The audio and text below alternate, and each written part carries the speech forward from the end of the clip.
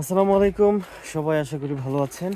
আর আমি আজকে চলে আসছি গ্রামীণ যেই বিল আছে সেই বিলের ধারে চলে আসছি। আমার বাম পাশে দেখতে পাচ্ছেন এটি হচ্ছে পুকুর, আর আমার ডান পাশে এটি হচ্ছে বিল। বিল আগের মতো এখন আর বিলে পানি হয় না, এখন বিল প্রায় পানি কমে গিয়েছে।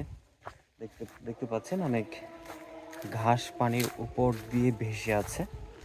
একসময় ছিল অনেক পানি, বাট এখন আর আগের মতো পানি বিলে দেখা যায় না যদিও।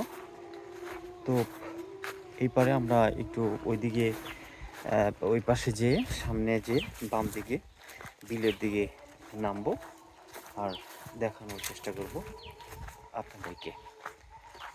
দেখতে পাচ্ছেন এই এই যে আমি এখন যেদিক দিয়ে নামছি এটি হচ্ছে এই যে আমার বাম পাশে এটা হচ্ছে বিল।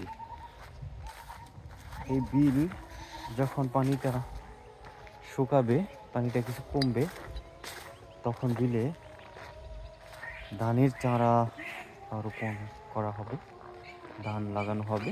আর আমার এই পাশে যদি দেখেন, এই পাশে হচ্ছে অলরেডি ধান লাগিয়ে দিয়েছে, কারণ এটা হচ্ছে বিলের এই